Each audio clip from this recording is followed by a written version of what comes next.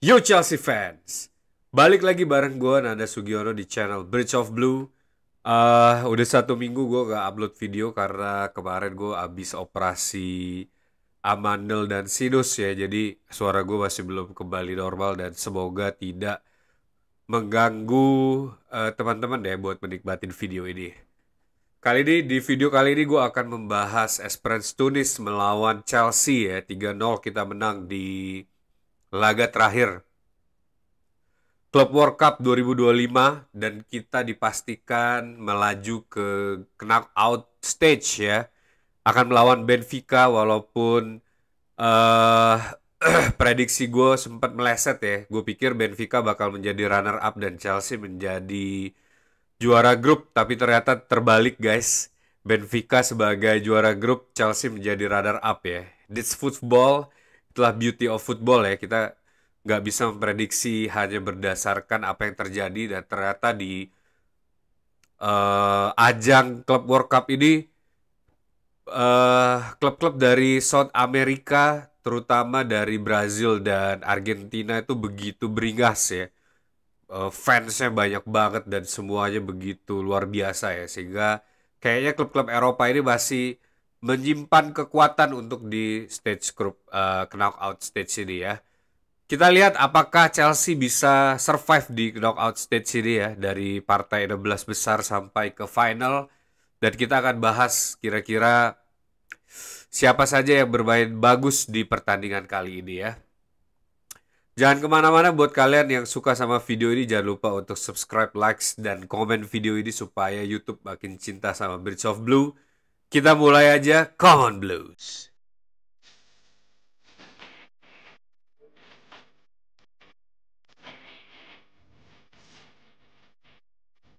Di dua pertandingan terakhir kita lumayan gelagapan ya.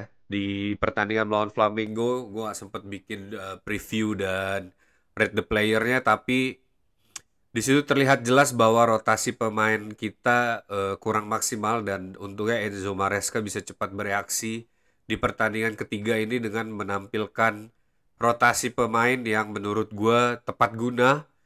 eh dan kalau memang rotasi pemain ini berjalan lancar di musim depan, gue melihat kayaknya skuad Chelsea ini hanya butuh 1-2 penambahan ya untuk membuat lebih kompetitif dan lebih variatif lagi serangannya.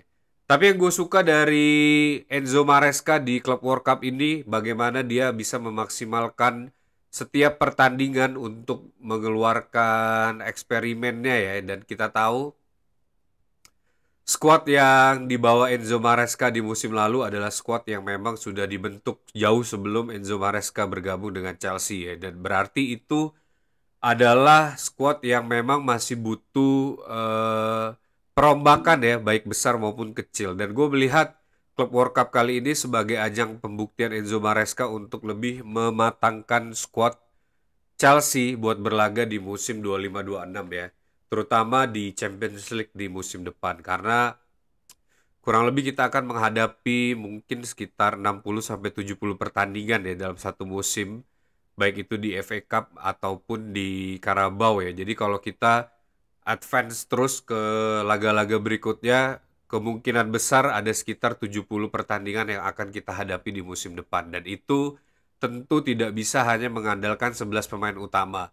That's why menurut gua apa yang dilakukan Enzo Maresca di dua pertandingan terakhir ini sangat berguna untuk mengembangkan rotasi pemain ya, karena untuk melakukan rotasi permainan sendiri itu butuh kematangan juga baik dari sisi permainan maupun strategi ya, dan terutamanya penguasaan manajemen tim yang dilakukan oleh Enzo Maresca. Dan gue melihat nggak ada masalah, kekalahan lawan Flamengo itu bukan sesuatu aib ya, bukan sesuatu yang bisa mencerminkan kualitas Chelsea untuk musim depan. Menurut gue itu enggak, karena apa yang dilakukan Enzo Maresca itu adalah pure rotasi dan eksperimen formasi variasi ya yang akan dia pakai untuk musim depan, dan itu bagus banget untuk dilakukan di gelaran yang kompetitif seperti Club World Cup kali ini. Nah, di pertandingan ketiga melawan Esperance Tunis ya, kita berhasil menguasai pertandingan dengan 16 shoot ya dan 75% possession. Starting line up-nya pun lumayan variatif ya. Jadi gak semua pemain-pemain pilar kita bermain di pertandingan kali ini, termasuk dengan Cole Palmer yang tidak dipasang sama sekali ya, diistirahatkan di pertandingan kali ini. Pedro Neto juga seperti itu.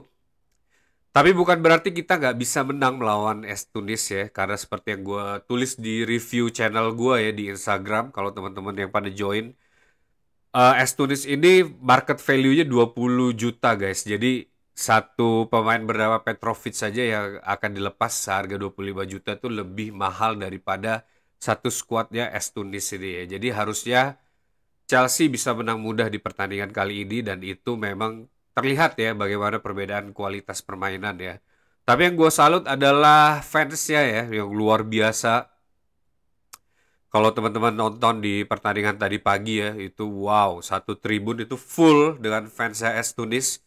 Terus juga spirit mereka ya, walaupun mereka tim yang bisa dibilang mungkin dari kasta jauh lah ya dari kualitas Premier League, tapi mereka nggak patah semangat, mereka masih bisa melakukan beberapa tekanan ya, dan itu terbukti mereka masih bisa menguasai 25% possession di pertandingan tadi pagi ya.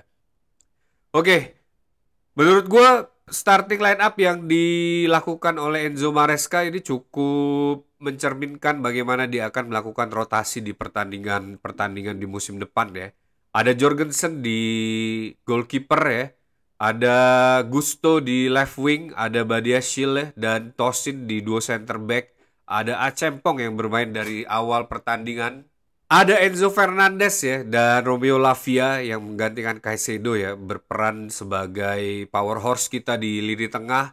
Ada Madueke yang kembali lagi ke left wing, Kuku yang bermain di nomor 10 dan Dosbury Hall ya yang diplot untuk dimainkan di posisi right wing. Juga striker baru kita Liam Delap yang berhasil akhirnya melakukan debut gol ya di pertandingan kali ini. Nah, rotasi pemain ini menurut gue cukup baik ya, sangat baik malah menurut gue ya bagaimana Maresca melakukan approach game di pertandingan kali ini dengan ditaruhnya Gusto di sisi kiri ini bisa menjadi salah satu alternatif dan menandakan bahwa Achempong yang akan mengisi right back ya untuk musim depan di dalam rotasi pemain ini.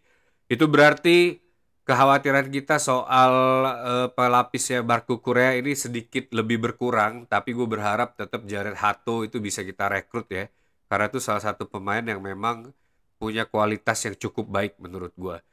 Nah, buat di pertandingan kali ini, gue akan menilai langsung aja. Jorgensen akan gue kasih box hijau ya, walaupun tidak banyak ancaman yang terjadi di gawang Chelsea, tapi Jorgensen ini kelihatannya cukup tenang ya, tapi kita belum bisa menilai secara komprehensif. Tapi di pertandingan kali ini gue akan kasih box hijau buat Jorgensen. Gusto di left wing, gue sebenarnya pengen kasih dia box hijau, tapi gue punya ekspektasi bagaimana 2 musim lalu Gusto itu sangat berperan sentral buat lini bertahan dan lini menyerangnya Chelsea ya di bawah Pochettino. Dan gue melihat sepanjang 82 menit dia bermain sebelum digantikan oleh Mamadou Sarr ya, itu permainannya sebenarnya gak jelek, tapi harusnya Gusto bisa lebih memberikan sesuatu yang kita nanti-nantikan deh. Jadi gue akan memberi box kuning buat Gusto. Badiashile dan Tosin tentu gue akan memberi box hijau buat dua center back ini ya, Badiashile dan Tosin. Ini berperan sangat sentral walaupun tidak banyak ancaman yang menuju ke kotak pertahanannya Chelsea. Tapi gue melihat kematangan Tosin ini sekali lagi guys. Menurut gue Tosin ini udah layak untuk menjadi first team player ya. Untuk menjadi regular starter Chelsea di musim depan. Karena begitu tenang, cara dia membaca permainan juga sangat baik ya menurut gue. Jadi box hijau buat Badiashile dan Tosin. Achempong, wow, ini sepanjang 90 menit permainannya sangat eksplosif ya, di bagaimana dia bisa memberikan tekanan dari sisi lini tengah ya, dan Achempong ini bisa meresap keinginan dan strateginya Enzo Maresca dengan sangat baik menurut gua. Dan dengan dilakukan rotasi di sayap kanan ini di sisi kanan pertahanan menurut gua Achempong ini udah siap untuk menjadi pelapisnya Reece James ya. Bahkan bisa dimainkan di partai-partai FA atau Carabao Cup ya. Dan gue melihat Achempong ini semakin tenang dan juga semakin bisa membaca permainan ya. Box hijau buat Achempong. Enzo Fernandez dan Romeo Lavia ya. Enzo Fernandez di pertandingan kali ini memang hanya bermain sekitar 60 menitan deh, sebelum digantikan oleh Andre Santos. Ya memang kita tahu di pertandingan tadi pagi itu cuacanya sangat luar biasa panas ya. Jadi mungkin ada faktor kelelahan juga yang ditunjukkan oleh Enzo Fernandez. Tapi anyway apapun itu, walaupun dia diplot di posisi nomor 10 kalau kita lihat ya di formasi setup game ya, tapi Enzo Fernandez ini banyak bergerak di eh, sisi tengah lapangan ya, dan dia bisa membantu Lavia untuk membangun serangan. Dan menurut gue apa yang dilakukan oleh Enzo Fernandez ini walaupun masih kelihatan menahan permainan ya, nggak lepas banget dan nggak full top gear ya, tapi permainannya juga tepat guna. Box hijau buat Enzo Fernandez. Romeo Lavia di pertandingan kali ini gue melihat perannya Lavia memang mungkin masih kurang maksimal karena satu, kita nggak mendapat banyak tekanan, kedua banyak setup game yang memang sangat bervariasi ya, dan perannya Lavia itu di pertandingan seperti ini kayaknya memang kurang sentral. Lavia lebih banyak bisa dimaksimalkan saat kita bermain dengan high pressure team atau yang memang bisa menguasai bola dari lini tengah ya untuk memenangi pertarungan-pertarungan di lini tengah. Tapi ya gue berharap Lavia bisa melakukan improvisasi ya dan sedikit mengembangkan permainannya terutama di partai-partai seperti ini, dan gue nggak melihat itu. Sepanjang 59 menit pertandingan dia digantikan Esugo, bahkan ground duelnya aja sepanjang 59 menit itu kalah sama Andre Santos ya. Dia hanya berhasil mengumpulkan 3 ground duel sedangkan Andre Santos berhasil mengumpulkan 4 ground duel, yang berarti eksploitasi lini tengahnya itu lebih banyak Andre Santos dalam pertarungan di pertandingan tadi pagi ya. Box kuning buat Romeo Lavia, dan gue berharap dia bisa segera menemukan alternate play, fit in play-nya ya, supaya di momen ketika kita melawan tim-tim seperti Esperance Tunis ini bisa lebih maksimal lagi ya Lavia. Madueke ini juga sama menurut gue di left wing. Gue akan kasih box kuning karena ekspektasi gue terhadap Madueke ini lumayan tinggi ya di pertandingan seperti ini. Gue berharap dia bisa menampilkan GA tapi ternyata enggak. Dan lebih parah lagi dia dikalahkan oleh Terrick George yang masuk di menit 68 ya. Jadi itu benar-benar satu kejadian yang menurut gue perlu diantisipasi oleh Madueke buat kedepannya ya. Bagaimana dia tidak bisa memaksimalkan kesempatan untuk menciptakan GA ya. Walaupun memang ada beberapa tekanan dan permainannya juga sebenarnya nggak jelek-jelek banget. Secara ground duel dia sangat exploit. Terus dia juga sangat fight ya dalam setiap position di left wing. Tapi ekspektasi gue sangat tinggi ke Madueke di pertandingan kali ini. Makanya gue akan kasih dia box kuning ya. Kuku di nomor 10. Ini juga sama guys, box kuning buat Kuku ya. Walaupun hampir aja dia mendapatkan penalti, tapi ternyata enggak. Itu juga gue gak tahu kenapa. Mungkin ada teman-teman yang bisa menjelaskan kenapa kejadian itu tidak menjadi handsball ya. Padahal itu udah jelas malah jadi drop ball untuk Estunis. Gue belum sempat melihat lagi peraturan FIFA ya, terutama untuk di kejadian tadi pagi itu. Kuku buat gue bisa banget menjadi salah satu pemain yang bisa menjadi rotasi utama ya di musim depan. Tapi ya balik lagi dia belum bisa memanfaatkan kesempatan di pertandingan kali ini, maka gue akan kasih box kuning buat Kuku. Dosbury Hall, wow, ini gue acungi jempol. Ini juga gue rasa sudah siap menjadi main player ya, atau rotasi pemain nanti di musim depan. Bagaimana KDH ini memainkan permainan top performnya menurut gue luar biasa. Dan KDH ini juga bisa menjadi multi possession player ya di posisi menyerang tengah, dan itu akan sangat berguna menurut gue di musim depan. Jadi gue berharap KDH ini tidak dijual dan bisa dimaksimalkan oleh Enzo Maresca buat musim depan ya. Dan harapan gue KDH ini bisa melejit lah karirnya di musim depan ya. Box hijau buat KDH. Liam Delap, walaupun hanya bermain 59 menit ya, akhirnya dia berhasil menciptakan gol di pertandingan kali ini, debut gol ya, dan luar biasa.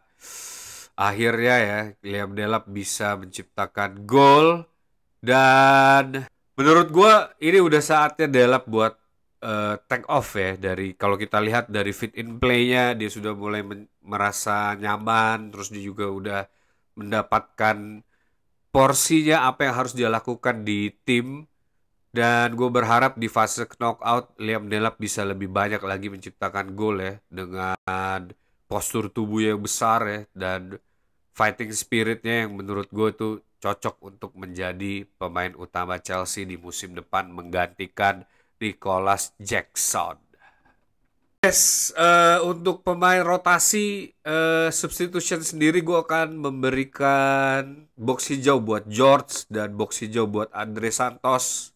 Akhirnya bermain 30 menit lah ya di pertandingan Club World Cup ini, tapi paling tidak Andre Santos akhirnya diberikan kesempatan untuk menunjukkan skillnya yang selama ini kita hanya lihat di League One. 22 touch sepanjang 30 menit menurut gue luar biasa. Hampir setiap menit dia mendapatkan bola ya. Bola mengalir ke kakinya Andre Santos. Hasil memenangkan 2 ground duel dari 4 percobaan, dan itu menurut gue luar biasa. Dan yang paling lebih menurut gue luar biasa lagi adalah bagaimana impactnya terhadap pertandingan ya. Dia berhasil hampir saja memberikan penalti kepada Chelsea lewat tendangannya dari luar kotak penalti, dan itu menunjukkan bahwa naluri pencetak golnya Andre Santos ini nggak main-main guys. Jadi menurut gue Andre Santos ini bisa menjadi first team player buat musim depan ya. Dan Tarik George, wow, kita udah sepakat bahwa Tarik George ini adalah salah satu pemain yang akan kita nanti ya. Salah satu exciting player yang menurut gue bisa berkarir lebih cemerlang lagi. Tapi Tarik George harus bisa menjadi first team player yang bermain dengan baik sejak menit pertama ya. Karena kita udah beberapa kali Maresca melihat ya Tarik George ini dipasang dari babak pertama dan agak kurang impactful justru ya. Dan dia justru lebih baik menjadi super sub. Jadi gue berharap di musim depan juga George ini bisa meningkatkan permainannya dan mendapatkan apa ya, kayak trigger permainan itu dari menit pertama dia dimainkan ya. Box hijau buat Tarik George dan Andre Santos. Maresca sendiri gue akan sangat mengapresiasi ya bagaimana dia bisa mentwist formula pakemnya ya 4-2-3-1 dan memainkan beberapa alternatif formasi. Dan menurut gue secara band management, secara substitution, Enzo Maresca di game ini bagus banget. Bagaimana dia memaintain fitness para pemain dan mempersiapkan diri di dalam kompetisi yang sangat ketat seperti Club World Cup ini menjadi salah satu modal yang baik juga ya untuk mengarungi Champions League di musim depan dan Premier League di musim depan. Box hijau buat Enzo Maresca. Next, knockout stage kita akan melawan Benfica ya. Apakah kita bisa melalui ujian-ujian ini? Kita lihat aja. Karena setelah Benfica ini kemungkinan kita akan bertemu Meras ya. Jadi kita coba lihat apa yang terjadi. Jadi kita akan lihat bagaimana Maresca mempersiapkan tim ini untuk mengarungi fase knockout ini. Karena ini ujian yang sebenarnya ya menurut gue. Jadi gue berharap semoga para pemain bisa cepat pulih, karena yang gue dengar dan baca sangat panas ya cuaca di USA, dan semoga itu tidak membawa efek negatif buat para pemain ya. Just enjoy the game, dan juga anggap aja ini adalah preseason kalian di USA guys ya. Jadi semoga Chelsea tidak diterpa badai cedera malah ya setelah gelaran Club World Cup ini. Itu dia rate the player gua guys. Jadi coba tulis di kolom komen kira-kira kalian setuju atau tidak, atau mungkin kalian bisa memberi Madueke dan Kuku Box hijau, kasih tahu kita alasannya kenapa di kolom komen ya. Buat kalian yang suka sama video ini jangan lupa buat like, subscribe dan komen video ini supaya gua bisa makin dikenal oleh YouTube. Gue juga menyediakan super thanks buat kalian yang mau mensupport gue sebagai content creator dan suka sama video-video yang gue bikin. Thank you buat support kalian guys. Balik lagi bareng gue Nada Sugiono di video berikutnya. Tetap dukung Chelsea dan semoga kita bisa melanggeng sampai jauh ya di fase knockout group ini. Once the blue, always be blue. Up the Chelsea.